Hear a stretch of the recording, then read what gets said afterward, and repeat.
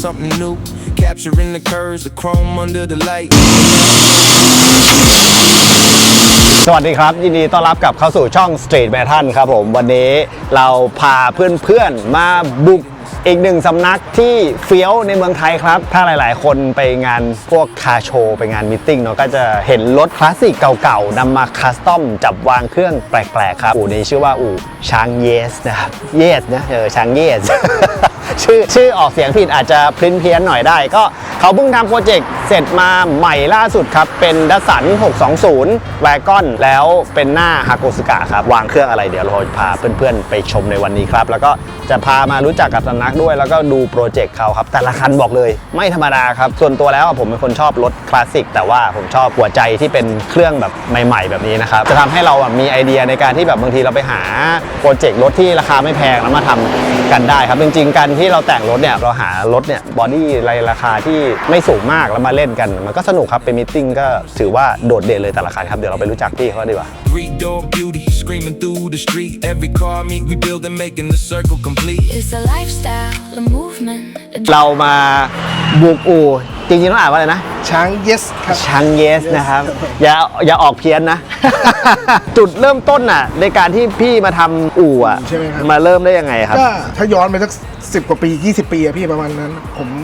มทำบิ๊กไบค์ผมทำประกอบบิ๊กไบค์ครับนำเข้าสมัยก่อนนะพี่นะแล้วก็ ครับ จุดที่บิ๊กไบค์เลิกเราก็เลยหันมาเล่นรถเก่าด้วยความชอบก็เริ่มเล่นรถดัสสันครับดัสสัน600เล่นมาก็ยังไม่ได้เปิดอู่ครับก็ทำเองทำนู่นทำนี่ทำนั่นจนเราก็แบบไปใช้อู่เพื่อนอ่ะก็เลย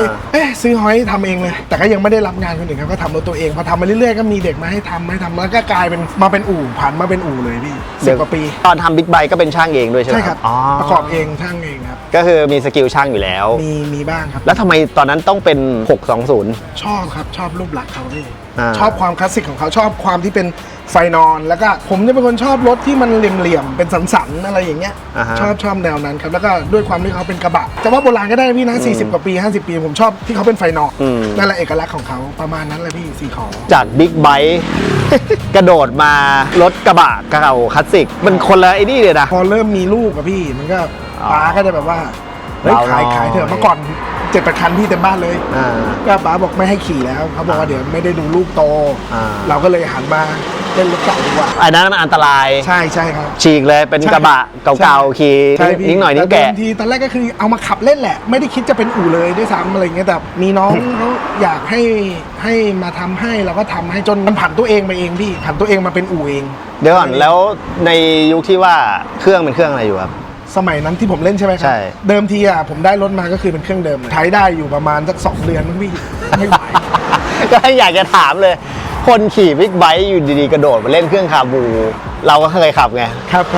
คือมันกระชากฟิลเลยนะ ความรู้สึกเหมือนพอมาขับรถคลาสสิกอะพี่พอมันช้าความรู้สึกเราก็ได้แบบเราก็ใจเย็นลงนะขับช้าลงได้มองอะไรเยอะขึ้นนะเดิมๆไม่ไหวว่าอะไรเงี้ยก็แบบสุดท้ายก็เปลี่ยนมาเป็นดีเซลคือผมจะทำมาทางดีเซลซะเยอะครับส่วนมากสมัยนั้นนะ อ่า ก็คือเปลี่ยนมาเป็น LD 20 Turbo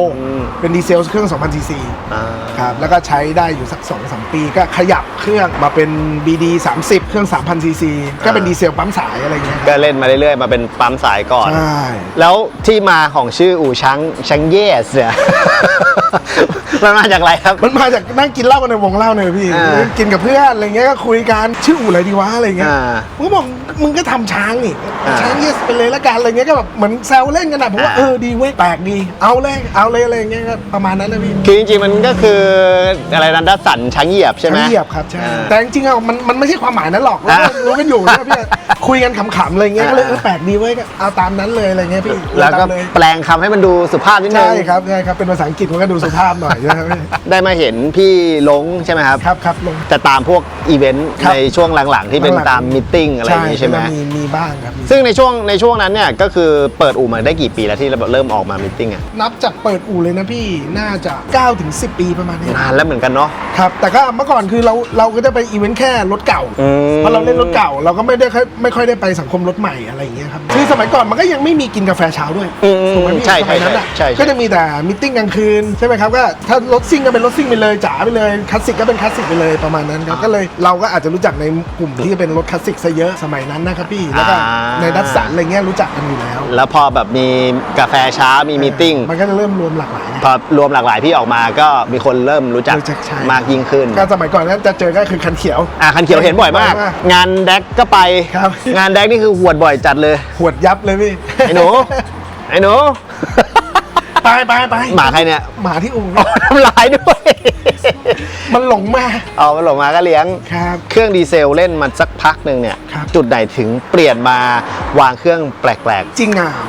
ผมจะเน้นดีเซลซะส่วนใหญ่อู่ผมนะ ๆ ทุกวันนี้ด้วยปะ ทุกวันนี้ก็ยังเป็นเน้นดีเซลครับ แต่ก็คือยังมี SR อย่างเงี้ยวางบ้าง อืม ก็มีแค่ลูกค้าให้เราวางของผมที่เคยวางก็จะเป็นพวกจะมี SR อืม หลังหัก SR Turbo แล้วก็3S Beam อืม 3SFE อะไรพวกนี้คือผมจะวางหลากหลาย โอ้โห ก็แล้วแต่ ใช่หลากหลายจริง ครับแล้วก็เป็นพวก BD พวกปั๊มสายนะครับ BD 25 TD 27แล้วก็มาเล่นเป็นพวกคอมมอนเร็วอะครับเป็น 1.9 โปรเจกต์ K Turbo เนี่ยก็คือเหมือนก็คุยกับลูกค้าคุยเล่นไงว่า เฮ้ยอยากได้อะไรแปลกๆแปลกใหม่เราอยากเปิดแปลกใหม่ของเราเองพี่ก็เลยก็คุยกันว่าลอง K ไหม K Turbo ไหมตอนนั้นเนี่ยก็ช่างใจระหว่าง V6 กับ K นะ อืม สำหรับไอ้คันสนิมเนี่ยพี่ก็เลยลองไป K ดูก่อนก็แบบลองถามน้องๆที่ผมไปไหนนี่ก็บอกพี่ไป K เลยกำลังมากระแสกำลังมาในวันที่ได้เครื่องอ่ะผมยังไม่รู้เลยมันจะวางได้หรือว่า หรือมันจะติดอะไรไหมแต่แบบว่าเราเอามาก่อนแล้วเนี่ยมันก็ต้องมีวิธีวางของมันเลยพี่ก็สุดท้ายไปจบด้วยเกียร์ออโต้ก็คือเราอยากได้เกียร์ออโต้ขับสบายๆไม่อยากจะได้เกียร์กระปุกแล้วก็เอาคันนึงก็ขับสบายอย่างเงี้ยแบบแฟนบอกเดี๋ยวทำฉันจะขับด้วยอะไรเงี้ยแฟนผมนะเขาบอกอยากได้เกียร์ออโต้ขับทั้งเหยียบพอทำมามันก็ไม่ขับมันบอกแรงเกินไป ขับไม่ได้ จริงๆเป็นเอก็พอ ใช่ครับแต่คือแบบไหนๆทำแล้วพี่เราก็แบบอยากให้แบบสุดๆไปแต่เราไม่ได้หวังว่ามันจะแรงนะ แต่คืออย่างน้อยเปิดมาให้มันว้าวอะไรอย่างเงี้ยพี่แล้วก็เกียร์เราก็ได้เป็นเกียร์ 2J Turbo ออโต้ แล้วรู้ได้ไงว่ามันจะยัดพอดีเป๊ะ เพื่อนผมเขาแปลงเขาเคยแปลงอะไรไง อ๋อ เขาเคยแปลงว่าเกียร์ J กับเครื่องรุ่นอื่น กับ K เนี่ยก็คือตัวนี้ตัวแรกที่แปลงเป็นเกียร์ J อะไรอย่างเงี้ยครับก็ลองทำกันดู สำนักเนี้ยถ้าให้พูดเลยอ่ะ ครับ เราคัสตอมเลย เราจะไม่ค่อยมีเครื่องตรงบอดี้สักเท่าไหร่ถูกต้องไหมคือเราจะเน้นแปลกไปเลย ใช่ครับก็จริงๆผมทำตามลูกค้าพี่ถ้าลูกค้าอยากทำเครื่องเดิมผมก็ทำให้ได้บ้านเราอ่ะในสายดัสสันนะในสายก็จะมีสายที่เขาทำเครื่องเดิมอยู่แล้ว ที่เขาทำใน SR ก็มีแบบเป็นก็เพื่อนๆกันหมดแหละครับเป็นช่างเพื่อนกัน สายที่ปั๊มสายเขาก็มีอะไรเงี้ยแต่เราก็จะเป็นแบบว่าสายหลากหลายไปเลยอะไรแบบแปลกใหม่เข้ามาว่าลองแปลกๆดูซิมันจะวิ่งได้ไหมมันจะจบไหมมันจะทำได้ไหมอะไรอย่างเงี้ยครับผมชอบลองอย่างนั้นแต่ก็ในแพทเทิร์นเนี่ยมันมีอยู่แล้ว ว่าสมมติพี่อยากวาง 1.9 งบประมาณเท่านี้นะครับผมไล่ให้จบตั้งแต่หัวจดท้ายเลยเอาเป็นว่าพี่วิ่งไปเนี่ยเหมือนพี่ขับ D-Max 1 คันโดยที่มันเป็นบอดี้ดักสันเท่านั้นเองประมาณนั้นพี่มันก็จะมีแพทเทิร์นอยู่แล้วว่าต้องทำอะไรบ้างในงบประมาณเท่านี้อะไรอย่างเงี้ย โปรเจกต์ไหนท้าทายสุดที่แบบ ตั้งแต่ หินเลย ทำมาเลยนะพี่ ถามว่าท้าทายสุดอ่ะ ยาก ผม สุด ว่า อะ น่าจะเป็นคันเคนะ เพราะว่ามันเป็นรถคันแรกที่เราเริ่มทำในการแปลงถ้าเอามันอ่ะก็คือคันนี้แหละ คันด คันดำคือเอามัน ำอันนี้คือโปรเจกต์ล่าสุดเลย ล่าสุดเลยครับคือเราไม่เคยทำ V6 เราไม่เคยเล่นเกียร์ ZF แต่ด้วยความว่าอยากลองอะไรกำลังมากระแส ZF กำลังดังลองไว้ถามเพื่อนชนได้ไหมเพื่อนบอกชนได้ดิชนได้ลองดิรออะไรอย่างเงี้ยครับประมาณนี้ที่เหลือเราก็มาคิดเอาหน้างานว่ากูจะขึ้นเทอร์โบยังไงอะไรยังไงประมาณนั้นนะพี่ ห้องเครื่องของเขาเนี่ยมันวางเครื่องได้ทุกอันจริงๆอ่ะทุกรุ่นจริงๆเหรอ คือ มันมีข้อจำกัดไหม มีครับพี่คืออย่างดัสสันเนี่ยข้อเสียของเขาคือถ้าเครื่องเกิน4สูบเนี่ยต้องเจาะแล้วถ้าพี่จะไม่เจาะพี่ก็ต้องเอาหม้อน้ำไปไว้ท้ายกระบะสมมุติวางเจส่วนมากอะทุกคันเจาะสูบ5สูบ6อยู่ในรถหมดแต่ผมมองว่าอย่างบอดี้เขาเนี่ย4สูบก็วิ่งสนุกแล้ว โดยมุมมองแล้ว6สูบวิ่งไม่ดี วางได้แต่อาจจะวิ่งไม่ดีเท่า4สูบที่ ใช่ กำลังพอดี ด้วยน้ำหนักเครื่อง อ่า นะหนึ่งน้ำหนักเครื่องด้วยสองว่าช่วงล่างมันต้องตามเยอะพี่รถเก่า เราไม่ได้เหมือนอารมณ์เหมือนว่าถ้ารถใหม่มาแปลงเครื่องใหม่เนี่ยช่วงล่างเขาได้อยู่แล้วครับแต่ด้วยความที่ดัสสันเนี่ยมัน50กว่าปีพี่ช่วงล่างมันก็คือวิวัฒนาการ50 ปีที่แล้ว ถ้าคุณไม่อัปเกรดมันวิ่งไม่ได้แน่นอน ยังไงก็วิ่งไม่ได้ลงป่าแน่นอนพี่ ประมาณนั้นก็เลยถึงบอกว่าเล่นรถเก่า มันก็เลยทำเยอะกว่ารถใหม่ไงพี่อย่างเอาเทียบง่ายๆนะอย่างพี่เล่นกระบะ90 1 คันสมมติว่าเป็นดากอนไอที่วางเครื่อง 1.9 ช่วงล่างพี่ยังแทบไม่ต้องทำอะไรเลย เพราะเขารับได้ แต่พอมาวางอีพวกเนี้ย แล้วช่วงล่างมันรับไม่ได้พี่ มันก็ต้องทำ มันต้องทำมันต้องเปลี่ยน ไม่งั้นมันไม่จบค้าถามบอกว่าเฮ้ยพี่มันแพงจังอะทำคันหนึ่ง400,000 ฝ่าบอกใช่สิมันทำหัวจดท้าย เพราะไม่งั้นมันเอาไม่อยู่จริงๆ ใช่ครับมันอันตรายกับเขา 1.9 เดิมๆเนี่ยมันก็แรงกว่าเครื่องเดิมในยุคเขาตั้งเท่าไหร่แล้วล่ะ ใช่พี่ ถูกต้องไหม ถูกครับเครื่องเดิมของเขาเต็มที่แรงม้าไม่น่าเกิน50ด้วยสแตนดาร์ดนะผมก็ไม่มั่นใจเท่าไหร่ ที่เนี่ยเน้นแต่ดัสสันอย่างเดียวหรือว่าตอนนี้มันวาไรตี้แล้ว คือจริงๆเดิมทีผมก็ทำทุกรุ่นนะพี่โตโยต้าก็ทำมาสด้าก็ทำแต่ผมที่จะมาเน้นทางดัสสันเพราะว่าตัวเราใช้ ก็เลยจะมีกลุ่มลูกค้าที่เป็นดัสสัน ซะเยอะ ใช่ครับ แต่ KE ผมก็ทำ KE 36แวนผมก็ทำเมื่อก่อนอะทำหมด KE 17สปรินเตอร์ก็ทำแบบบิวทั้งคันก็ทำให้รุ่นน้องแต่เราไม่ได้มุ่งไปทางนั้นซะเยอะเพราะว่าเราไม่ได้อยู่สายโตต้าหรือเราไม่ได้เราจะเล่นเองคือดัสสันมันก็เลยลูกค้าก็เลยจะเป็นกลุ่มนี้ซะเยอะประมาณนี้ครับแต่ทำทุกรุ่นอย่างถ้าดัสสันเนี่ยว่าง่ายคือเราก็จะไวกว่า เพราะว่าหนึ่งอะไรเรารู้ว่าเอาตรงไหนอะไรพวกนี้แต่ถ้ารุ่นอื่นมาทำผมก็บอกว่าถ้าผมไม่เคยนะ ก็จะผมต้องเช็คอะไรก่อนนะอาจจะช้าหน่อยนะครับอะไรเงี้ยอย่างล่าสุดเมื่อ4 เดือนที่แล้วก็เป็นรถเมกันเป็นดอทฟาโก้พี่มาเป็น6 ล้อเลยสไลด์มาถึงหน้าอู่แบบผมนั่งมองเฮ้ยไม่น่ารับเลยว่ะพี่เหมือน6 ล้อคันหนึงคือผมยืนเนี่ยหัวผมยังไม่พ้นฝากระโปรงมาแบบบิ๊กฟูดมาเลยแล้วสไลด์เข้ามาในอู่แบบเต็มมึดเลย แค่จะเข้าอู่ก็จะจอดตรงไหนวะอะไรอย่างเงี้ยใช่ไหม ก็เลยแบบว่าอย่างเคสเนี้ยก็คือเราก็คุยกับลูกค้าครับผมบอกผมไม่เคยทำนะรถในการเขาบอกไม่เป็นไร ผมว่าพี่ทำได้ ผมบอกถ้าพี่พร้อมจะวิจัยกับผมก็ทำได้อะไรเงี้ยสุดท้ายก็วางเป็นเครื่อง D-Max 3,000 เกียร์ออโต้ให้เขาแล้วก็ช่วงล่างโละหมดยกของเดิมที่มันเป็นบิ๊กฟูดนะพี่เลาะทิ้งเลยเหลือแต่คัสซีแล้วก็ใส่เป็นชุดแพรท้ายซาฟารีแพรล่างซาฟารีขับ4ไปเลยอะไรเงี้ย เอาง่ายเลยถ้านึกถึงที่เนี่ยคือการคัสตอม ใช่ รถเก่าให้มันมีความแบบทันสมัยในยุคใหม่ผสมเข้าไป ใช่ครับ คือผมจะเป็นประเภทว่าอย่างน้อยอะทำแม่งต้องขับได้จริง คือเราคติเลยนะว่ารถเราทุกคันต้องขับไปถึงงาน ถ้าให้พังก็ให้มันพังไปเลยพี่ พังเราก็ซ่อมแค่นั้นเอง แค่นั้นเอง ใช่ครับประมาณนั้น คันเนี่ยอย่างที่พี่เห็นเนี่ยผมขับจริงทุกคัน ใช้แม่งทุกคันแล้ววิ่งจริงด้วย ซึ่งจริงๆอะผมก็เป็นคนชอบรถคลาสสิกนะ แต่ผมอะชอบรถคลาสสิกแต่เราชอบอะไรที่เป็นหัวใจใหม่ๆแบบเอาเทคโนโลยีใหม่ๆมาเล่นมันดี อยากจะเดี๋ยวให้พี่ลงพาทัวร์อู่ซะหน่อยว่าตอนนี้มีโปรเจกต์อะไรอยู่บ้างนะครับหลักๆจริงๆเราจะมาคันดำเนี่ยครับแล้วก็เดี๋ยวให้พี่ลงเขาพาลองนั่งหน่อยฟีลลิ่งมันเป็นยังไงนะครับ I've been chasing quiet like a paycheck, always short by a moment every time. Clouds in my coffee, memories swirling slow, so slow. You said you got me, even when I let go. เรามาลุยกันต่อครับนี่คือข้างในอู่ช่างเยส ครับผม อันนี้โปรเจกต์กำลังทำอะไรอยู่ครับคันนี้ อันนี้เป็นโปรซิตครับพี่มาด้าโปรซิตวางเครื่อง LD เทอร์โบครับเครื่องนิสสัน นี่ก็ไม่ใช่ว่ามีแต่นิสสันแล้วเนี่ยมาด้าเริ่มเห็นหลายคันแล้วนะ มาด้าใช่มาด้าก็ประมาณ 2-3 คันครับที่เคยทำมา มีก็มี1,300เป็นเฟมิเลียครับทำใหม่ก็วางดีเซลเหมือนกันเราแปลว่างบประมาณเบาๆก็จะเป็นพวกเนี้ยครับก็จะ เดี๋ยวนี้ราคายังถูกอยู่เหรอพวก LD อะไรพวกเนี้ย ถ้าเชียงกงอะพี่ตัวนึงก็ประมาณ 30,000 กว่าบาท ก็ถือว่าขึ้นกับสมัยก่อนปะ ขึ้นกว่า ใช่ไหม ใช่ครับแต่ถ้าเป็นเครื่องถอดลงก็น่าจะ10,000 กว่าบาท 20,000มีอยู่ครับ อ๋ออันนี้ในกรณีงบถูก ใช่ แล้วเกียร์ใช้เกียร์อะไรเกียร์ LD เลย เกีย ป่ะ ร์ LD เลยครับผมใช้เกียร์เขาเลย ข้อดีของไอตัว LD มันคืออะไรอะเซอร์วิสง่ายอย่างเงี้ยครับ เซอร์วิสง่ายไหมเหรอผมว่าถ้าใช้เดิมๆไม่ได้โมเทอร์โบอะไรอย่างเงี้ยครับผมว่าเขาอึดนะถึกทนอยู่ครับ แต่ถ้าโมขึ้นมาแบบเปลี่ยนเทอร์โบหรือบูทเพิ่ม ผมว่ามันก็ไม่ค่อยเซฟเท่าไหร่เครื่อง ถ้าเซฟว่า15 ปอนด์รุ่นเก่านะพี่เครื่องรุ่นเก่าอะไรเงี้ยก็ประมาณนี้ครับใช้งานทนหน่อย ปั๊มสายในยุคนี้ยังทนอยู่ไหมยังโอเคอยู่ไหม เดี๋ยวนี้ปั๊มสายวิ่งกัน200 กว่านะพี่นะ จริงครับ ถ้าเราวางเครื่องใหม่อย่างเงี้ยเราต้องทำอะไรอีกบ้างนอกจากเครื่องยนต์แล้ว ถ้าอย่างเป็น Mazda ผมแนะนำโดยส่วนมากนะช่วงล่างอะเล่นกับเขาเยอะไม่ได้พี่ เพราะว่าด้วยช่วงล่างเดิมของเขาอะมันไม่สามารถไปอะไรได้เลย ไม่สามารถวางแหลกได้ มันเป็นคอยสปริงเป็นคอยสปริงโบราณนะครับสมัยก่อนนะก็ไม่สามารถวางแหลกได้ก็จะต้องเป็นใช้คันชักคันส่งเดิมของเขาเต็มที่ก็เป็นพวงมาลัยไฟฟ้าอะไรเงี้ยครับให้ขับขี่สบายขึ้นแต่ช่วงล่างก็ยังต้องคงเดิมแล้วก็อย่างพวกนี้เดิมๆคือข้างหน้าจะเป็นดำอันนี้เราก็แปลงเป็นสกายไลน์ให้ ในช่วงล่างเราสามารถทำได้แค่เบรกโชคได้ไหม โชคมันเป็นคอยสปริงครับ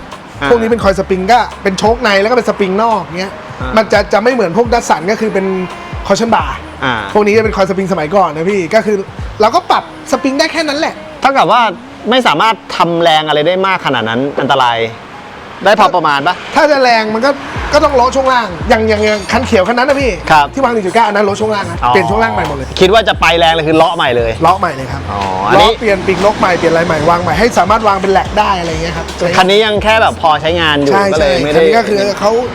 ฟิลแบบว่าขับไปกินกาแฟไม่ได้เน้นแรงเยอะแยะอะไรเงี้ยแต่ขอเป็นดีเซลเงี้ย คันนี้โคตรเฟี้ยวเลยอ่ะตอนแรกก็มองอยู่รถอะไรอยู่วะเนี่ย ดัสสัน520 วากอนครับพี่ หายากไหมถ้าความเป็นจริง ผมไม่เคยเห็นเลย ตั้งแต่ผมเล่นมาผมยังไม่เคยเจอเหมือนกันที่เป็นวากอนนะพูดถึงที่เป็นวากอนนะครับ อย่างคันนี้ต้องมีสัก60 บวก และอะไหล่ก็ไม่ต้องหาด้วย หาไม่ได้ อันนี้รถลูกค้าใช่ไหมครับ ใช่ครับพี่รถลูกค้าครับ โปรเจกต์คันนี้ลูกค้าให้ทำอะไรบ้างอ่ะ ก็วางเครื่อง SR เกียร์ออโต้ครับพี่ แล้วตอนแรกเครื่องเดิมมามันเป็นเครื่องอะไร เครื่องเดิมมาคันนี้ไม่มีเครื่องมา อ๋อ มาแต่คงเข็นเลยครับ คือ ลูกค้า โครงเลย เขาไปทำสีปรับผูกมา แล้วก็มาเป็นคงเข็นให้ผม ผมก็มาไล่เปลี่ยนช่วงล่าง เปลี่ยนช่วงล่างเป็นดิสเบรกครับพวกเนี้ยแล้วก็วางเป็นแหลกคันนี้จะเป็นแหลกไฟฟ้าครับแล้วก็เป็นเครื่อง SR หลังหักเกียร์ออโต้แต่เราดัดแปลงคือเกียร์ไปไว้ที่คออฟิลแบบว่ายังเป็นรถเดิมเข้าที่คอเกียร์ออโต้เข้าที่คอครับ อ๋อเฟี้ยวดีอ่ะทำไมถึงเลือกเป็น SR คันนี้ เจ้าของ เจ้าของ เจ้าของเขาชอบ ผมก็ถามเพราะว่าถ้าอยากได้ออโต้อ่ะมันก็มีแนะนำไม่กี่อย่างแต่คืออย่างน้อยนิสสันน่ะ SR มันก็คือตรงรุ่นของมันไงพี่ดัสสันนิสสันอะไรเงี้ยแต่ถ้าจะข้ามไปพวกโตต้ามันก็เหมือนข้ามเขาเรียกข้ามสายพันธุ์ไปแล้ว ข้ามกันไป ใช่ครับก็คือเจ้าของก็เลยอยากได้ประมาณนี้ โอ้เป็นหลังหักซะด้วย ใช่ครับผมเลยบอกว่ากินน้ำมันแหลกลานเลยนะ นี่น่าจะเป็น SR ใน อันี้ พวก S15 S15 ใช่ไหม ครับเครื่องตัวนี้ S15 เลย เค ต่อ รื่อง มาจาก S15 เครื่องแบบพี่ส้มแล้วก็ไม่มีโบ ไม่มีโบครับ เราเลือกเป็น NA แบบไว้ใช้งานเลย ใช่ครับพี่ติดแล้วคันนี้เครื่องติดแล้วขับแล้ว ขับแล้วด้วย ใช่ครับ ความยากของการวาง SR ในคันนี้คืออะไรมันดู แน่นพี่ มันแน่นมันแบบพอดีโคตรอ่ะ ข้อเสียงของห้องเครื่องเขาเล็ก ห้องเครื่อง ทุ เล็ ก ก อย่าง มา มัน ก จะพอดีเนี่ยพี่ดูหม้อน้ำระยะหม้อน้ำนี่ต้องเป๊ะแทบหมดเลยพี่ ไม่ต้องดูกองเลย ได้เท่านี้จริง ที่แบบดีที่สุดแล้วใช่ไหม ใช่ครับ เพราะเราไม่สามารถออกตรงนี้ได้ ๆใช่ครับเพราะโดยส่วนมาก SR เขาจะข้ามอย่างงี้ไงไปกองเดิมพี่อาจจะข้ามแต่พอถ้าข้ามเนี่ยมันไม่มีทางเข้าไปแล้วไงพี่ไหนจะหม้อน้ำอีกอะไรใส่ไฟด้วยอะไรเงี้ย ก็เลยก็สุดท้ายก็เอาอย่างนี้แล้วกันใส่ Air 4 แต่มันก็ดูเรียบร้อยอยู่นะครับ พี่เดี๋ยวก็ต้องแก้พวกสายพวกนี้อันนี้ผมทำไว้ชั่วคราวก่อนเดี๋ยวไปทำใหม่หมด เครื่องเดิมเขาน่าจะเป็น A12 A13 อะไรประมาณนี้ป่ะครับ พวกเนี่ยรหัสยังอยู่นะพี่น่าจะเป็น A12 ครับเครื่อง1,300น่าจะประมาณนั้นนะเนาะ ใช่ครับพี่ เนี่ยตอนแรกลุงวูวามเราบอกให้วาง SRNA จบแล้ว ทำ4 ลิ้น ใช่พี่ เพราะพวกนี้มันก็น่าจะขี่ใช้งานได้สบาย โอ้สบายพี่ ๆ กล่องอะไรครับอย่างนี้ อันนี้ใช้กล่องเดิมเขาเลยครับกล่อง SR เดิมเลย เอาง่ายเครื่อง SR เดิมๆ ยัดลงโบ๊ะเลย ใช่ เกียร์ออโต้ SR เลยปะ ใช่ครับคันเกียร์จริงๆเราจะขึ้นตรงไหนก็ได้พี่เพราะว่ามันเป็นเกียร์โยงมันเป็นสายโยงอยู่แล้ว เราจะขึ้นตรงไหนก็ได้ แต่อย่างคันเนี้ยเสนอลูกค้าว่าเฮ้ยเอาฟีลแบบเข้าที่คอไหมมันจะได้อารมณ์แบบรถเดิมไม่มีคันเกียร์ตรงกลางอะไรอย่าง อย่าง เงี้ นี้ ย ถือว่าทำยากไหม ก็เอาเรื่องอยู่นะพี่ ก็มันต้องแปลงอ่ะส่วนมากมันงานแปลงอะพี่ อ๋อ เวลาดึงก็ดึงรูดเหมือนเกียร์ออโต้เลยครับ ไม่ให้เข้าที่คอเหมือนเดิม ใช่ ถ้าไม่เปิดฝากระโปรงนี่ก็จะไม่รู้ว่าเป็นเครื่องยุคใหม่แล้วใช่ไหม ใช่คนก็ยังมองให้เครื่องเดิมเปล่าเกียร์อยู่ที่คออะไรเงี้ย เท่ดีว่ะโอ้โหดูดิคอนโซลเขามีแค่นี้จริงๆอ่ะ เดิมหมดเลยพี่ในทุกเม็ดข้างในเนี่ยเขาได้รถมาก็ที่เขาส่งรูปให้ดูผูกทั้งคันเลยพี่ยับเยินเหมือนกันนี่เขาไปปราบผูกมา เขาทำสีมาแล้วก็เลยส่งให้มาวางเครื่อง ส่งมาให้เราวางเครื่อง อะไรไม่ว่าไอ้พวกกระจกก็จะไปหาจากไหน จะมีอะไรก็ เนี่ยยังเป็นบานสไลด์สองฝั่ง เฮ้ยมันมาสไลด์อะโคตรโกะอะ ใช่ครับเป็นสไลด์สลับกันได้ไง เดี๋ยวเขาจะทำเป็นคลาสสิกหรือว่าจะเป็นฟิลกองหมอบตามสไตล์อู่ อันนี้ก็แนวใช้งานครับประมาณนี้แหละก็จะเตี้ยกว่านี้นิดนึงครับเอาไว้ขับกินกาแฟเขาบอกไว้ขับกินกาแฟ คือไม่ได้แบบว่าโชว์จ๋าเตี้ยจ๋าใช่ไหม ไม่ครับพี่คันนี้เล่นใช้งาน แต่สั่ง1,300 ใช่ครับ นี่โคตรโอสคูลอะแต่ผมว่าวางเครื่องแล้วลงตัวเลยนะแล้วสีฟ้าตัดกระแดงแบบ เดี๋ยว สุดๆอะ เก็บงานอีกทีพี่พวกสายไฟบอดี้สายไฟเครื่องขึ้นใหม่ทั้งหมดโชคก็เดี๋ยวเซตใหม่หมดครับโชคก็เบิกโรงงานใหม่หมดเลยแต่หมายถึงว่าเป็นโชคแต่งนะไม่ได้เป็นโชคเดิมเพราะถ้าโชคเดิมมันนิ่มนะมันเอาไม่อยู่ มันเอาไม่อยู่ คือที่นี่ก็เราเหมือนปั้นรถที่เป็นรถเก่าเนี่ยผสมกับความใหม่เข้าไปเพื่อให้มันใช้งานได้โชว์ได้ ใช่ครับ โปรเจกต์ ครับ โหดของเขา เดี๋ยวค่อยพาไปชมก็ได้ ใช่ ที่เหลือตอนนี้มีทำอะไรอยู่ ก็ บ้างครับ มีไมตี้ครับพี่ไมตี้ออซซี่อันนี้สเปคออซซี่วางข้ามสายพันธุ์ 1.9 เทอร์โบคู่เหมือนกัน อันนี้เจ้าของเป็นต่างชาติได้รถมาก็อยากวางอยากวางแปลกๆก็วางเป็นเทอร์โบคู่แล้วเดี๋ยวจะไปอังกฤษคันนี้ ส่งไปอังกฤษเลยเหรอ ใช่ครับผม แล้วเขาสามารถเอาไปขับที่นู่นได้เลยเหรอ ก็เขาส่งไปหลายคันอยู่นะ อ๋อเหรออ๋อเขาทำหลายคันแล้วอะไรอย่าง เขา เงี้ ทำหลายคันครับพี่ พูดง่ายๆงาน ฝีมือบ้านเราโอเคเขาก็เลยบิวแล้วส่งไปง่ายกว่า ใช่ครับผมมองว่าเขาทำที่บ้านเราน่าจะถูกกว่าที่บ้านเขานะ แน่นอนอยู่แล้ว ใช่ค ค รั รั บบ พี่แล้วก็เขาเอาบางทีเขาเอาไปขายอ่ะตรงนั้นอ่ะแล้วก็ว่า ก็เลยเป็นไมตี้ซื้อบ้านเรา ใช่ วันนี้ก็มาที่บ้านเรา ใช่ครับพี่ก็ยังงงว่าทำไมเขาเล่นไมตี้อะไรวะ4ขอเขาบอกว่าคุยเขาบอกว่าอันนี้มันเป็นสเปคออสซี่เราก็เลยแบบออสเตรเลียเราก็เลยไม่รู้เหมือนกัน เรามีหน้าที่วางเครื่องให้เขา ที่วางเครื่องก็อันนี้ก็ทำใหม่หมดครับไฟบอดี้เดินใหม่ ไฟห้องเครื่องเก็บภายในใหม่ทำอันนี้ก็จะเป็นเกียร์ 1.9 เหมือนกันขึ้นเกียร์ 1.9 6 เกียร์ ทำไมถึงส่วนใหญ่เลือกเป็น 1.9อะครับหรือว่าราคาตัวเครื่องเขาไม่สูง ราคามันไม่ได้หนีกับพวก 2,500 นะพี่ 3,000 แต่ที่เราเลือก 1.9 เพราะหนึ่งพอมันมาอยู่ในดัสสันน่ะมันวางได้พอดีเนี่ยผมให้ดูอย่างรถผมเนี่ย อันนี้คันนี้จะเห็นประจำเลย ใช่ Bare feet on my chip floor tiles. You said here is already enough. Clouds in my coffee.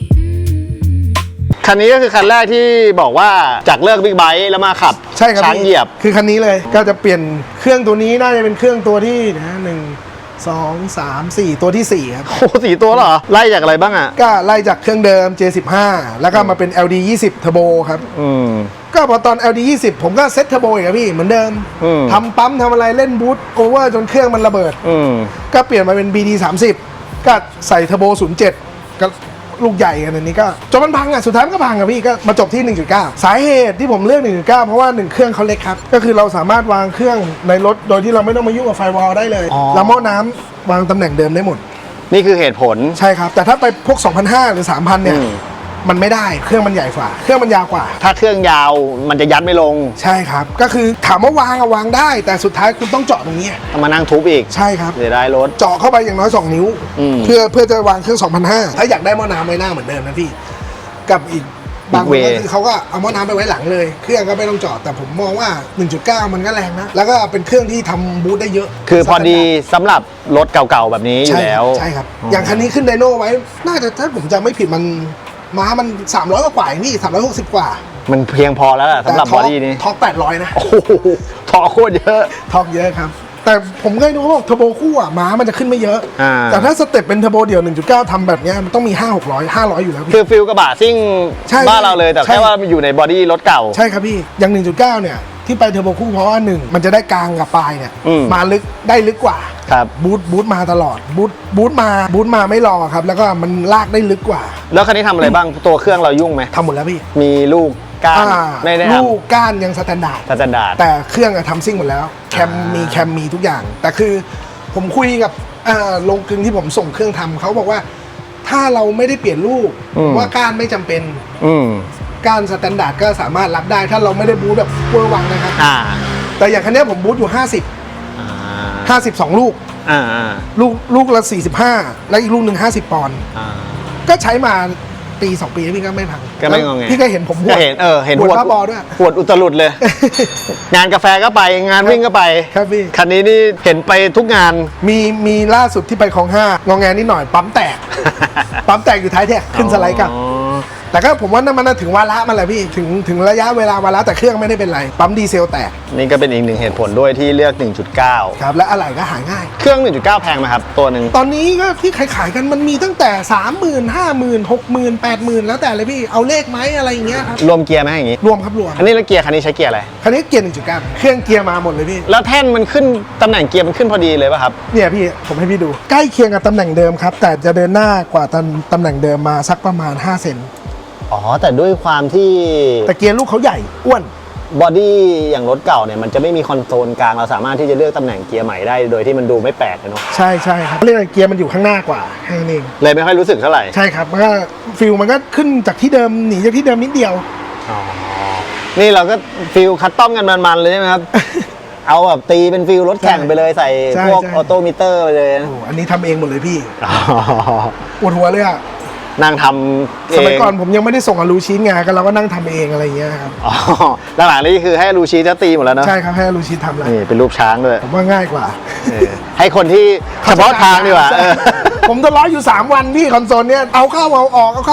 ว่าแบบให้มันพอดีอะไรเงี้ยแต่คืออย่างอลูชินเขาแบบเขาเล่นลายได้สวยกว่าเรา เขามีเครื่องมือเฉพาะพี่เราแม่ง ไม่ใช่ทาง เราเป็นงานถนัดเราดีกว่า ใช่ครับพี่ แล้วคันนี้พวกช่วงล่างเลยต้องทำชุดใหญ่ไหมเนี่ย คันนี้ก็ช่วงล่างเป็นสกายไลน์ครับเบรกสกายไลน์หน้าหลังเผาท้ายเป็น D-Max แล้วก็ข้างหน้าก็ยังเป็นปีกนก 720 แต่เป็นแหลกวางแหลกน้ำมันครับ ก็อย่างที่บอกว่าถ้าพอมันเป็นรถเก่า แล้วเราจะเอาเครื่องแรงเนี่ยมันจะทำเยอะกว่า ใช่ รุ่นอื่น ใช่ครับ ๆ ไม่งั้นช่วงล่างมันจะเอาเขาไม่อยู่ ใช่ครับ คือจริง ๆ ตอนแรกผมยังคิดตอนนั้นนะว่าอยากวางช่วงล่างเป็น D-Max แต่ผมกลัวอย่างเดียวคือล้อมันยื่นเยอะไม่ทำคือวางเป็นชุดหน้า D-Max ไปเลยอะไรอย่างเงี้ยครับแต่มันต้องเว้าเยอะมันต้องตัดตรงนี้หมดเลยไงซึ่งเราเป็นคนไม่ชอบตัดห้องเครื่องอ่ะมันจะต้องตัดตรงนี้หมดเลยเพื่อเว้าให้หัวโชคขึ้นมา ก็เลยไม่เอาดีกว่า ไม่เอาดีกว่าก็ผมว่าอย่างนี้มันก็วิ่งได้อ่ะนี่ก็เป็นเครื่อง NR หลังหักเหมือนกัน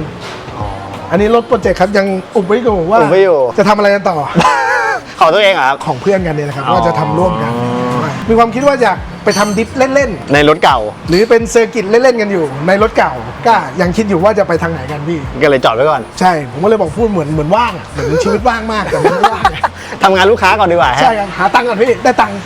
Let go. I keep sinking in the small things. Your name in my notebook margins, clouds in my coffee, but you make it all taste golden. When the day feels heavy, you hum that song.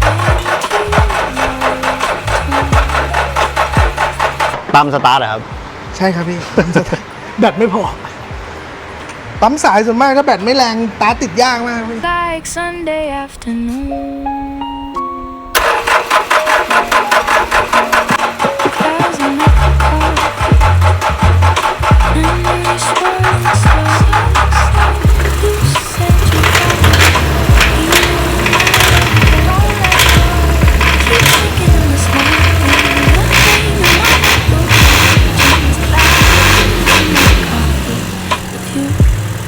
Every นี่ทางด้านนอกเมื่อกี้ปู่ติดแล้วเหรอครับ ติดแล้วพี่ติดแล้ว จอดไว้ 4 ปี ติดสักทีใช่ไหมครับ ติดสักที อันนี้ก็จะเป็น Mazda Proceed เหมือนคันเมื่อกี้พี่ที่ผมบอก แต่คือคันเนี้ยคือช่วงล่างโละใหม่หมดเลย แล้วเราโละที่ว่าเนี่ยเราใช้ของอะไรอ่ะ ใช้เป็นของ 720 ดัตสัน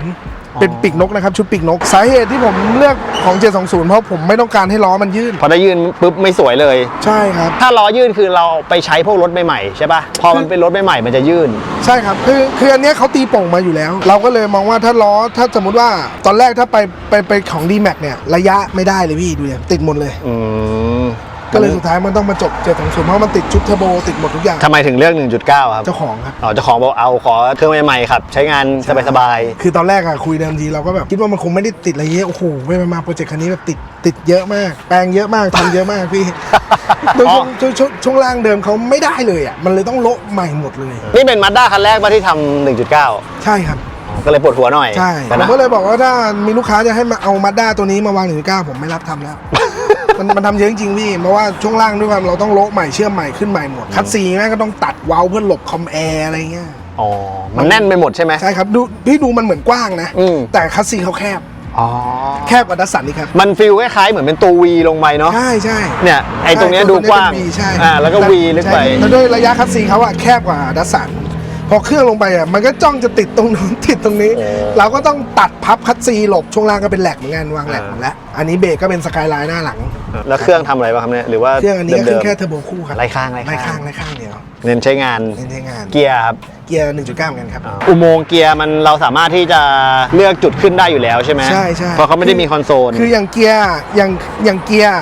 คือมันก็ต้องขึ้นตามสภาพมันอยู่แล้วพี่ อืม แต่มันก็ข้อดีว่าเราตัดไม่เสียดายง่ายๆเถอะ อืม คือคนทำรถเก่าอ่ะถ้าเขาจะวางขนาดเนี้ยเขาก็ต้องทำใจแล้วเรื่องการตัดถูกไหมพี่ อืม แต่ถ้ารถใหม่ๆมาทำบางทีก็แบบโหเสียดายไม่กล้าตัดเงี้ยกลัวเจ้าของไม่กล้าตัดมันก็ไปไม่ได้ตัดต่อสร้างใหม่เลยซุ้มเกียร์ปุ้งแล้วก็อย่างงานผมทำก็คือซุ้มเกียร์ถอดได้ทุกคันเวลาเราเซอร์วิสครับเซอร์วิสเกียร์เซอร์วิสอะไรเราถอดซุ้มเกียร์ออกเลย อ๋อ มันก็จะง่าย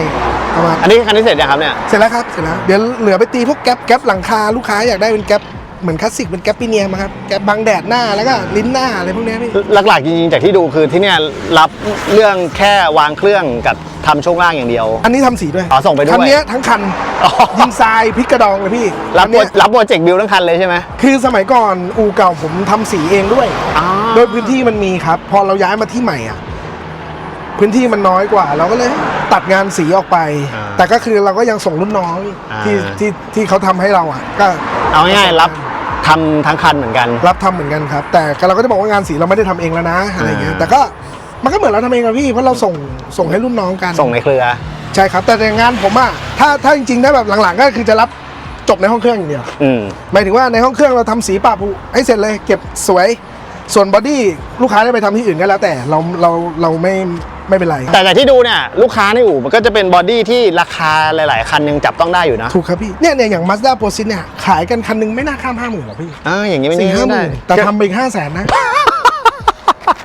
ปวดใจตรงนี้ ปวดใจพี่แต่ก็แบบ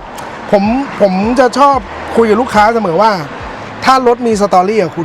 ุณทำไปเถอะ อืม มันคือคุณค่าทางใจพี่ อืม แต่ถ้ารถไม่ได้มีสตอรี่เลยแต่อยากทำผมก็ว่าถ้าไม่คิดอยากจะปั้น คุณกำเงินที่คุณมีอ่ะ3-4 แสนไปหาซื้อรถจบเลย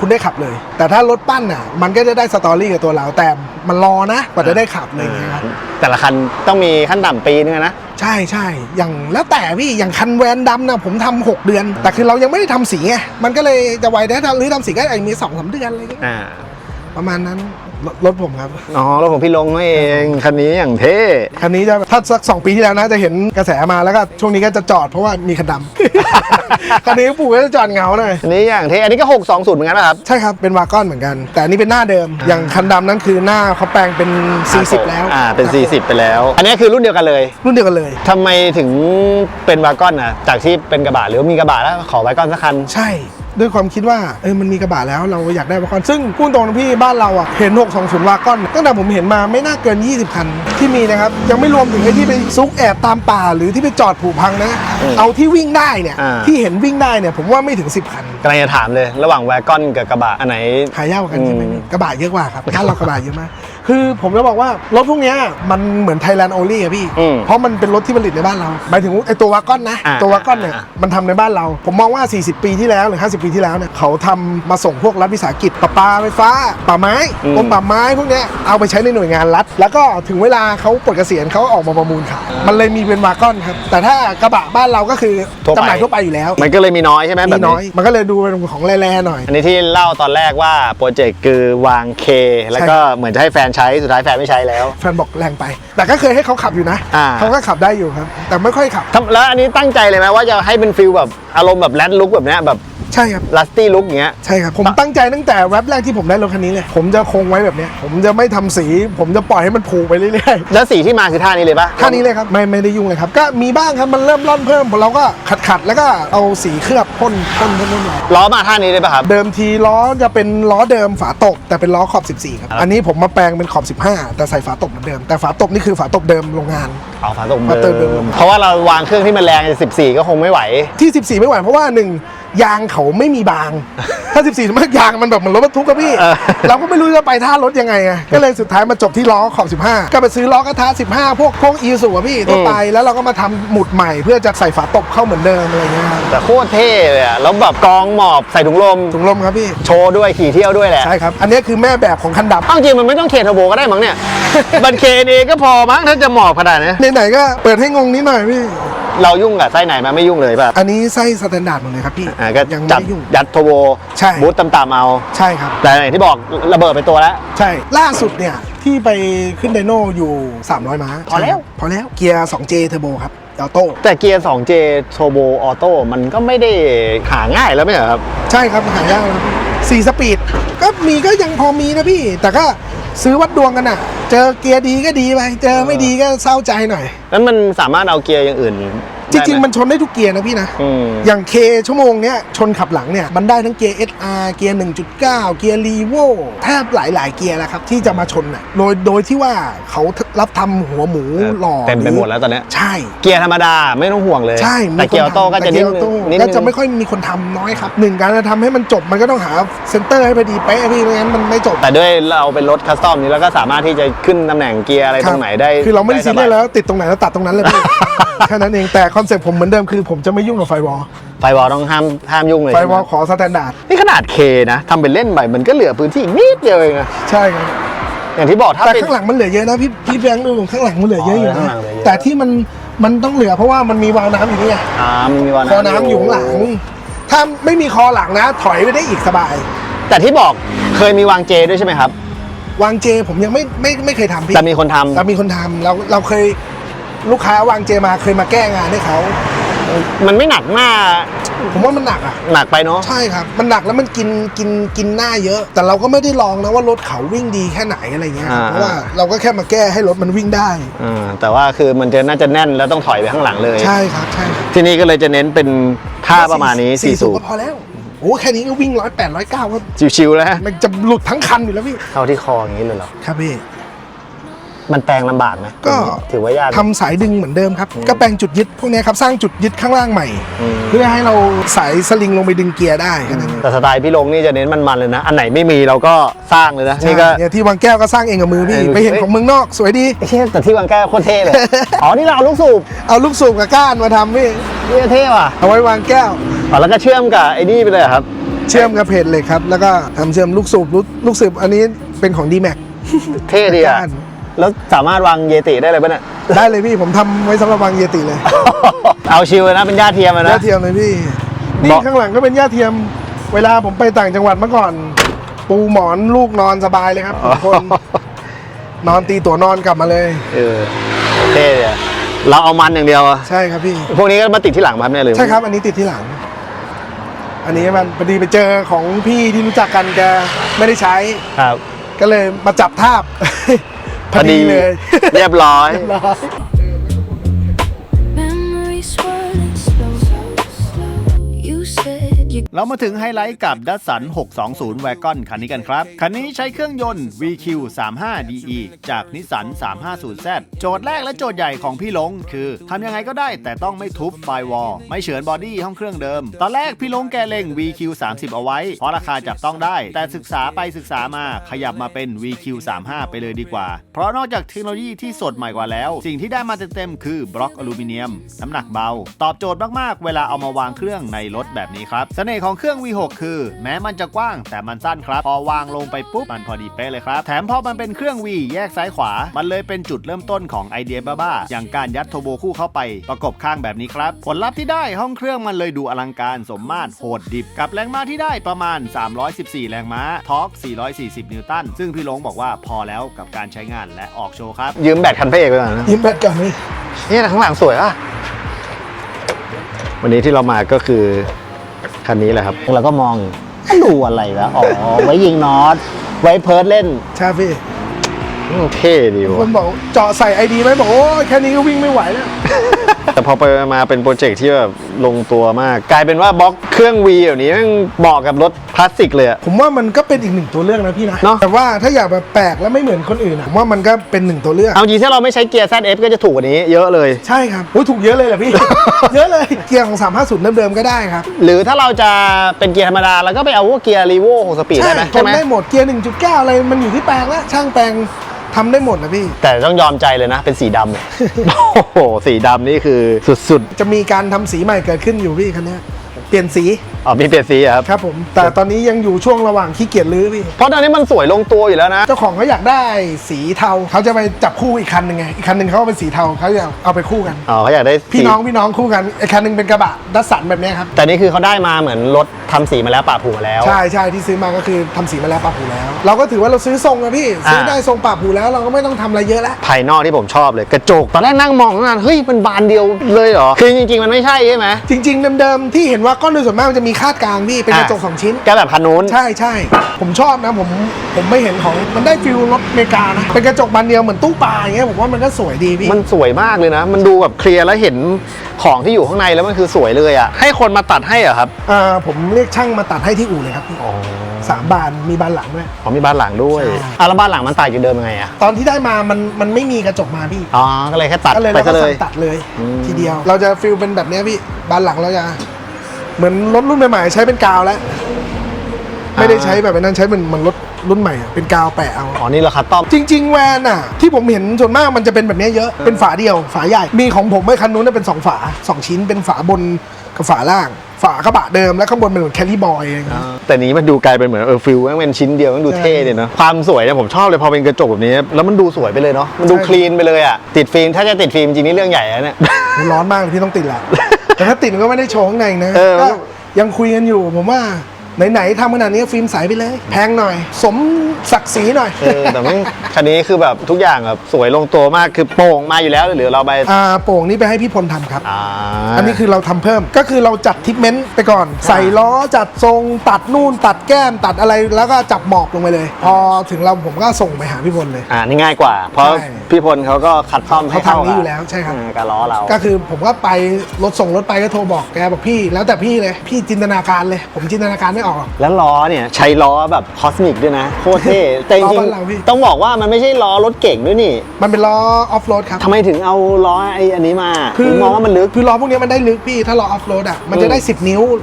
ลบ44ลบเยอะๆลบล้นๆเงี้ย ซึ่งเป็นเก่งมันไม่ได้ถ้าของคอสมิก ใช่ครับอย่างคันเขียวผมนี่ก็ลบแต่คันนี้อันนี้เป็นล้ออเมริกาเป็นล้อ3ชิ้นแต่อันนี้เป็นขอบ15ลบ44เหมือนกันกว้าง10 นิ้ว แต่เดี๋ยวก่อนนี่มันกี่รูนะ 6ครับ อ๋อ620มันก็เป็น6แบบกระบะอย่างเงี้ยเลย ใช่ครับเป็น6กระบะเหมือนกัน มันก็เลยใส่ล้อพวกนี้ได้ ใช่ครับพี่ เลยเอาล้อที่มันเป็นออฟโรดของทางคอสมิกเข้ามาใส่ ใช่ผมว่ามันเจ๋งดีนะ เออ และอย่างขอบ 16 เราก็ยังไม่เคยทำในการที่มาวางพวกรถดัสสันโดยส่วนมากจะเป็น 15ซะเยอะครับพอเอา 16 มาใส่เฮ้ยมันก็ได้นะฟิลมันได้รถมันได้นะอะไรอย่างเงี้ย ลงตัวเฉย ใช่ครับลงตัวเฉยเลย แล้วกว้างเท่ากัน4ลูกเลยป่ะครับ ใช่ครับ10 นิ้ว4ลูกลบ44จริงๆ พูดถึงเนี่ยล้อเนี่ยก็ประหยัดไปได้เยอะนะ ถ้าเราใช้แบรนด์ของบ้านเรา ใช่อย่างเงี้ยชุดหนึ่ง20,000หน่อย ราคาคุยได้เลย ๆใช่ของใหม่ด้วย นี่ถ้าไซส์นี้เป็นล้อนอกก็16 ด้วยอวม มี 40,000 พี่ 4-5 หมื่นมีแน่คนดีๆไม่มีใครก็ทำมาหรอกพี่ เราคัสตอมทั้งคันเลย เฮ้ยแต่ก็เป็นไอเดียที่ดีเหมือนกันนะ ถ้าสมมุติว่าเราลื้อแล้วเรายังไม่ได้อยากทำสีให้มันเนียบมากแต่ตีอย่างนี้จะแพงกว่าทำสีอีกนะเนี่ย โอ้แพงกว่าเยอะพี่แสนกลางแต่อันนี้คือข้างบนหมดเลยนะพี่นะ อ๋อรวมข้างบนด้วยเหรอ ใช่ โอ้โห โลบาร์ด้วย นี่ตีข้างบนเลยเหรอ ใช่ครับ ข้างบนก็เป็นอลูมิเนียมกุแต่ก็ธงเขาก็กุกันร้อนให้หมด แต่อันนี้ก็เป็นไอเดียที่ดีเหมือนกันนะ ตอนแรกผมก็จะเตรียมรื้อรถผมเหมือนกัน ครับ แต่จะทำสีปล่อยโล่ง แต่พูดถึงก็แบบนี้ก็เท่ดีอยู่นะ ก็ดีพี่แต่มันจะมีเสียงหน่อยกึ้งกังกึ้งกังหน่อยมันเป็นปีเนียมมันเนาะ อ่า มันก็จะมีบ้างครับเนี่ยเวลาวิ่งๆมันก็กึ้งกังกึ้งกังหน่อยรำคาญนิดหน่อย แต่มันดูเท่มากเลยเนาะ ใช่ผมว่ามันเฟี้ยวดีอ่ะไปไหนก็แบบเฮ้ยมันแปลกดีพี่แต่ไม่กล้าวางของเลยอ่ะ เดี๋ยวไปลอย กลัวมันเป็นรอย แล้วนี่เราคุยคอนเซปต์กับทางอารูชีตไว้ว่าไงครับเนี่ย ก็คือเดิมทีตอนส่งมาให้ลูชิเนี่ยก็คือเราจะเอาแค่คอนโซลพี่ แล้วมัน แต่ไปมามันก็ลามไปเรื่อยเลยพี่ ลามเป็นโลบาร์ลามไปหลังคา แล้วก็มาจบสุดท้ายที่แผ่นหลัง อันนี้คือเอากลับมาก่อนนะ แล้วกลับไปจบอีกทีนึงแผ่นหลัง คือรู้สึกว่ามันไหนๆจะทั้งคันแล้ว มันก็เติมอีกหน่อยด้วยกันว่าเอาให้เต็มไปเลยอะไรอย่างเงี้ยพี่ประมาณนี้ ให้จัดไปมาสวยว่ะ เบาะนี่ก็ให้พงคัสตอมให้ ก็คือเราเห็นรูปในหลักของต่างประเทศนะครับ ครับ เอ้ยผมว่าสวยดีนะเป็นเบาะปีเนียม ก็ให้ผมดูตามแบบแล้วก็ให้เขาสร้างขึ้นให้ อ๋อเหรอแล้วทำไมเราต้องทำถึงหลังคาเลยอ่ะไอ้นี่ก็ไม่ถูกแล้วถ้าทำถึงหลังคาเนี่ย ไม่ถูกพี่ ก็เอาจริงๆก็ผมก็ยังไม่เข้าใจว่าทำทำไมวะ ตอนแรกอะเราจะแบบว่ากูหนังหรือกูผ้าแบบว่ารถทั่วไป แต่ก็แบบคุยกับเจ้าของรถให้บอกว่าพี่ไหนๆว่าก็ไหนๆแล้วเอาให้ เย็ด ปีเนียมไปเลยไหนบอกตอนแรกบอกคุยกันว่าทำรถใช้งานไงไม่ใช้แล้วนะอย่างเงี้ย ตอนแรกผมก็ได้ไอเดียเหมือนว่าเอ๊ะจะไปทำรถผมหรือเปล่าวะ แต่มานั่งดูนี่จะแพงกับทำสีอีกนะ หมดไปเยอะพี่ภายในอย่างเดียวนี่แสนกลาง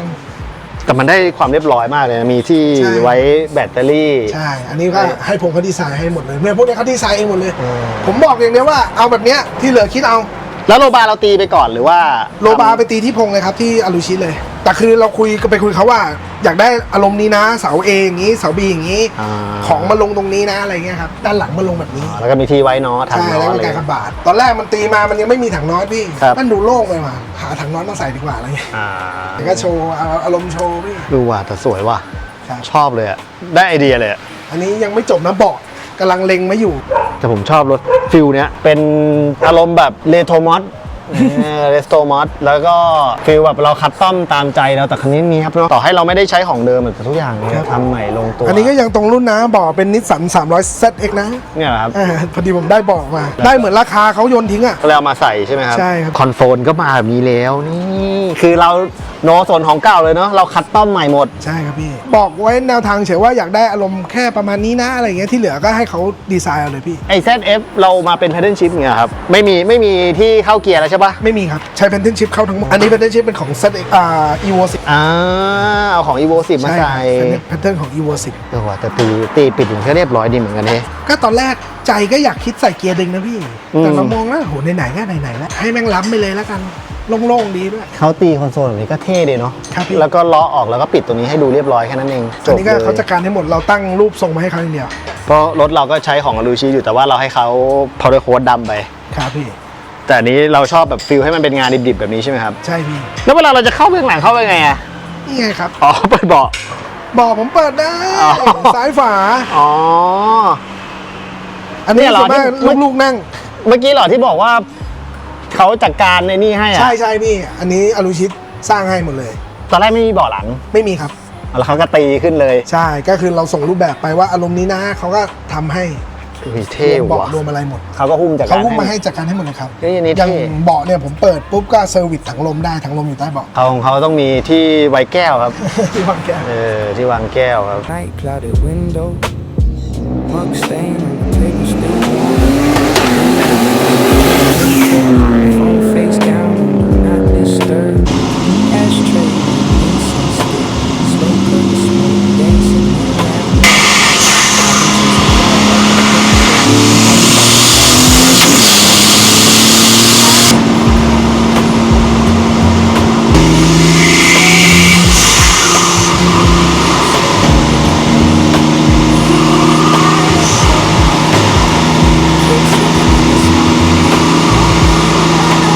เข้ามาอยู่ใน 620 แล้ว ครับผม โอ้แต่ข้างในรถเสียงใช้ได้เหมือนกันนะ แต่แบบอย่างนี้มันดูเท่มากเลยอ่ะ อันนี้พวกวัดไอ้นี่เหรอครับถุงลมอะครับ อันนี้ถุงลมครับพี่ อ๋อ นี่ครับ Mac ECU เราสามารถต่อ Android ได้ ใช่ มันก็เลยเท่ตรงนี้ ใช่ครับแล้วก็เนี่ยปรับโฟนอันนี้เราใช้เป็นแมนนวล อ๋อ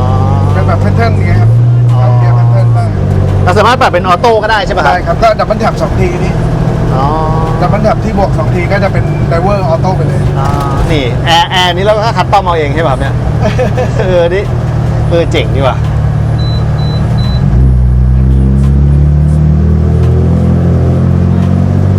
เสี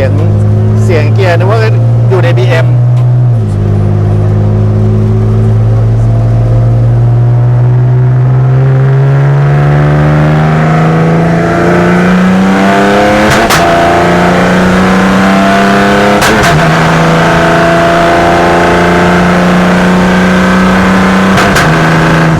โอ้เสียงสับเกียร์มันเอาเรื่องเลยอ่ะ โจจัดให้โจจัดให้ บอกโจช่วยมาทำสวิตช์ปิดให้พี่ด้วยนะไม่ไหว พูดถึงเนี่ยเราแบบอยู่ใกล้กันมากเลยนะ ใช่ใช่ แต่โดยรวมมันก็ไม่เด้งไม่อะไรเลยนะครับ โชคเป็นโชคอะไรครับเนี่ย โชคเป็นคัมโบครับพี่ อ๋อ โชคคัมโบแล้วก็ผมเซ็ตเป็นกึ่งแก๊ส อ่า ใช่ครับ แล้วก็เป็นเราก็ต้องเซ็ตค่าถุงลมด้วยแหละพี่ อ๋อ ไม่งั้นมันก็จะวิ่งถ้าเซ็ตนิ่มไปมันก็จะโยน อ่า แข็งไปก็กระด้างมันจะมีระยะที่ต้องเซ็ตของมันพอดี อ๋อมีระยะของเขา ใช่ครับ อย่างว่าเวลาวิ่งเราต้องเซ็ตค่าเนี้ยก็คือถ้าจะขับก็เอาลงเท่านี้เลย อ่า มันจะออกมาพอดีเลยอะไรเงี้ยครับประมาณนี้ มันก็ไม่โยนไม่อะไรนะก็ซิ่งได้อยู่ ครับพี่ แบบนี้เท่เดียวผมชอบ แต่ถ้าอย่างที่บอกเลยนะ ถ้าไม่ได้ทำสีพาวเดอร์โค้ดมันก็จะแยงตาหน่อย ใช่ครับพี่ถ้าขับเที่ยงๆอ่ะมันก็จะสะท้อนกับกระจก อ๋อแต่ที่บอกว่ามันก็จะมีสะท้านเสียงในมิเนียมหน่อยนึง ใช่ ใช่ไหม ค ค รั รั บบ มีบ้าง แต่ขับบนถนนเท่มากเลยนะโคตรหล่อเลยอ่ะ ได้แปลกพี่ได้แปลก เสียงเกียร์ตอนแรกมองฟังเนี่ยข้างนอกนี่นึกว่า BM มันตอนเวลาสับเกียร์นี่ใช่ไหมครับ ใช่ครับ ก็คือที่โจตั้งไว้ให้ก็คือรอบเกิน 3,500 ถึงจะระเบิด อ๋อ แต่ถ้าเราวิ่งอย่างเงี้ยเนี่ยถ้าเราวิ่งไม่เกินเงี้ยก็เข้าเกียร์ก็ปกติครับ ไม่ระเบิด อ๋อไม่ระเบิด แต่ถ้าลากรอบเกิน 3,500 เมื่อไหร่สับปุ๊บระเบิดเลยปั้งปั้งปั้งปั้ง แบบนี้นี่ อย่างเงี้ยพี่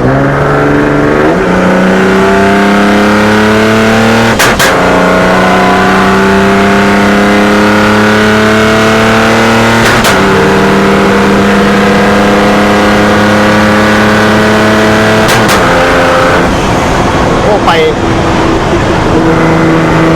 ฟิวเลย มันจะวิวๆหน่อย แต่มันก็ไปฟิวออกมาเลยนะ ใช่ครับ แอร์เย็นด้วยนะทำเป็นเล่นไป อันนี้ไม่มีฟิล์มใช่ไหมครับ ไม่มีเฟรมไม่มี ดีแล้วออกถูกเวลาหน่อย ใช่ถ้าออกมาเที่ยงนี่เหงื่อแตกเลยนะ อันนี้เฟืองท้ายเลยนะ คนท้ายเป็นของอีสุครับ อ๋อ แต่ตอนนี้ไล่ไว้ 3.1 อ่าฮะ แต่คิดว่าไม่พอพี่ต้องลงอีกหน่อย อ๋อ อาจจะลงเป็น 2.8 ครับอนาคตเพราะว่าผมว่ามันรับทอร์กได้เยอะ แล้วก็ด้วยเดิมทีอะ ระบบดัสสันน่ะมันเป็นอะไรนะมันเป็นคัสซีกระบะ มันมีแดดพี่เราก็เอาเพาดีแบบมาใส่แล้วก็แปลงได้เลย อ๋อแล้วเรายังใช้แหนบอยู่ป่ะครับ ใช้แหนบอยู่ครับ อันนี้ใช้แหนบอยู่เหรออ๋อ ใช้แหนบแค่ประคองเพาเฉย อ๋อ ๆแค่เหลือแค่เส้นเดียวที่เหลือเราเป็นถุงลมหมดแล้วไงพี่ อ๋อ ครับผม ถ้าแต่ถุงลมวิ่งได้อย่างนี้ก็โอเคนะ ได้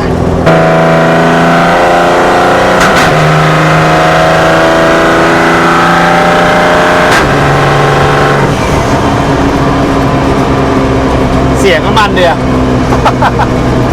เสียงนั่ง350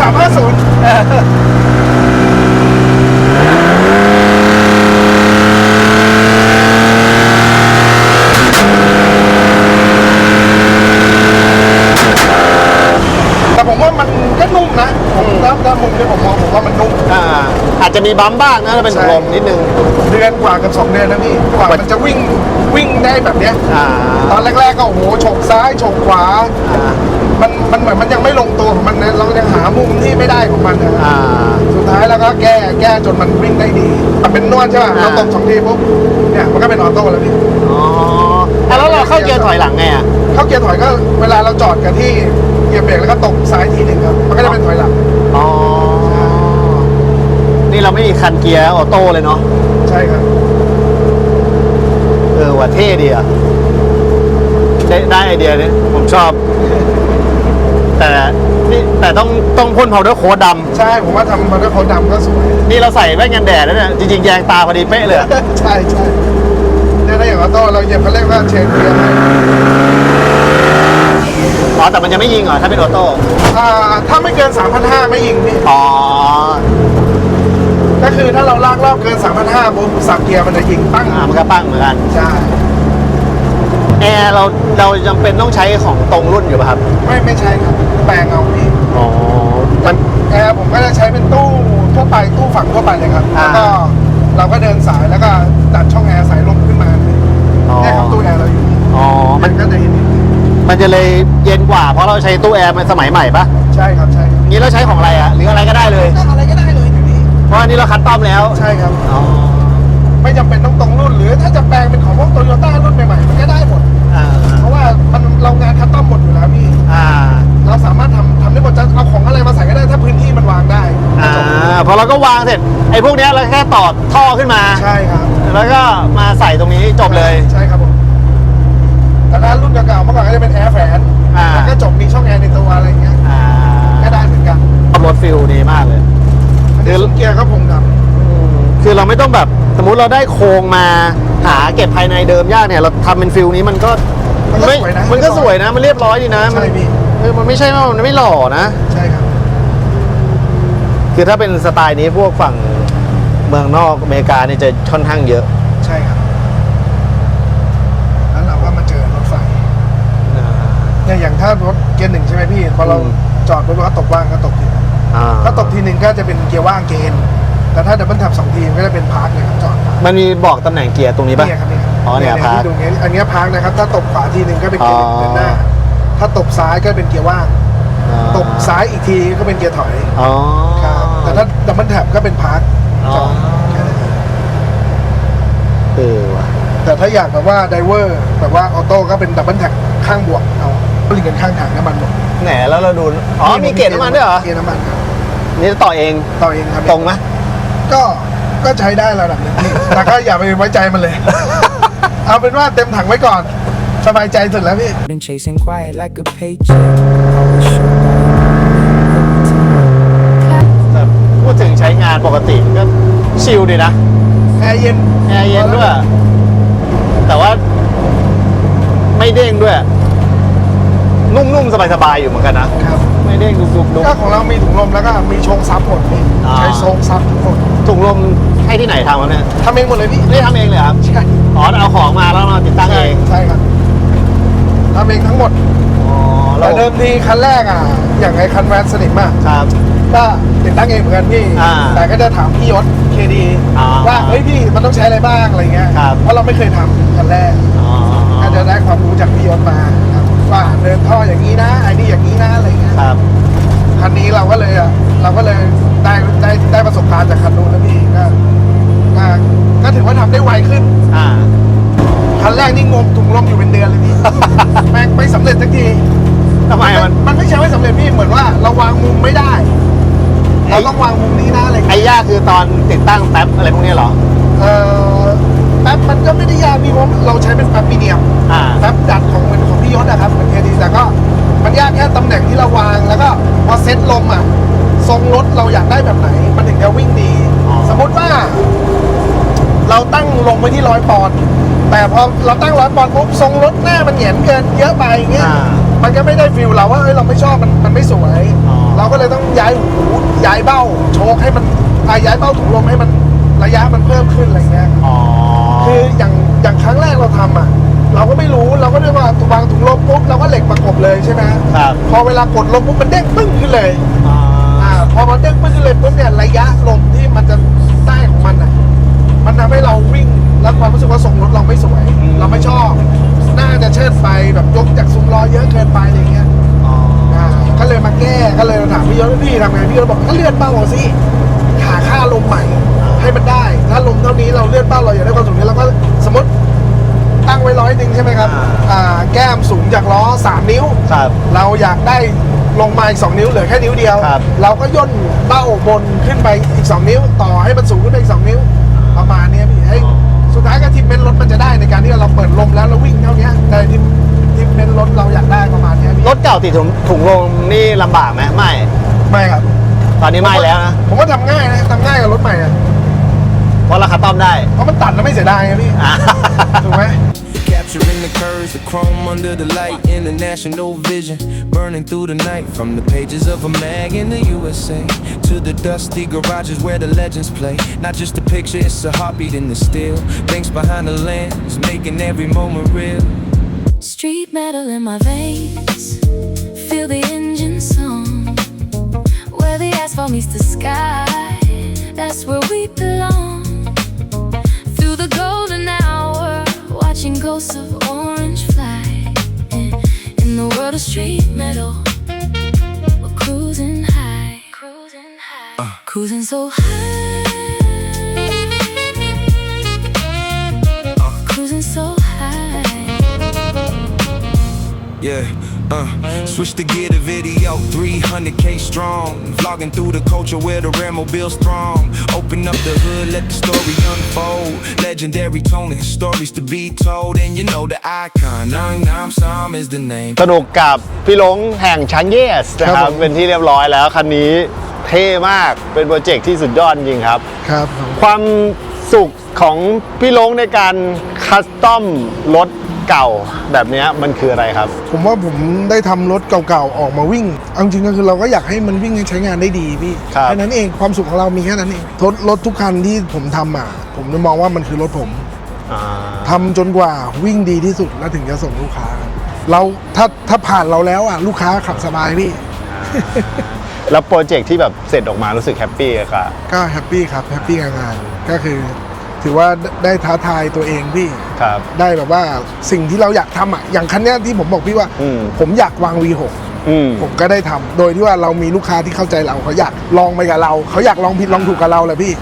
ก็คือพวกนี้คันนี้เป็นโปรเจกต์ในฝันที่ตั้งใจไว้นานแล้วก็ทำสำเร็จเรียบร้อยแล้วใช่ครับพี่สุดท้ายแล้วก็จะมีโปรเจกต์อะไรที่บ้าๆแบบนี้ไหมในอนาคตคิดว่าก็ตอนนี้ก็ยังเล็งๆกันอยู่ครับแต่ก็ยังไม่รู้ว่าจะเป็นบอดี้ไหนตอนแรกก็ดูไว้หลายบอดี้อยู่แต่น่าจะไปลองโรตีดูพี่ก็จะไปโลครับอยากไปโรตารี่บ้างเพราะเล่นมาหมดแล้วเนาะลองแปลกๆดูบ้างลองที่ไม่เคยสัมผัสดูพี่โอเคก็ต้องเป็นโปรเจกต์อนาคตก็ฝากติดตามสำนักช้างเยสไปด้วยกันนะครับติดต่อได้ทางไหนบ้างครับเนี่ยก็ทาง Facebook ก็ได้ครับ Facebook ก็จะชื่อธนพัฒน์กุลสังหะครับแล้วก็เบอร์โทรก็0824426200ครับผมวันนี้ขอบคุณมากที่ให้มาสนุกกันนะครับพี่สวัสดีครับขอบคุณมากครับ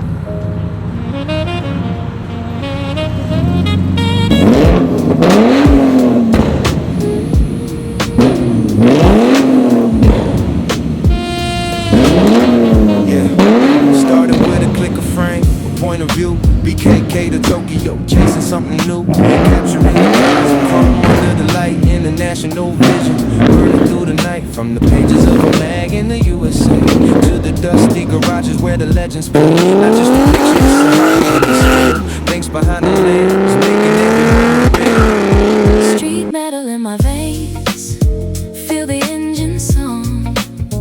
Where the asphalt meets the sky, that's where we belong. Through the golden hour, watching ghosts of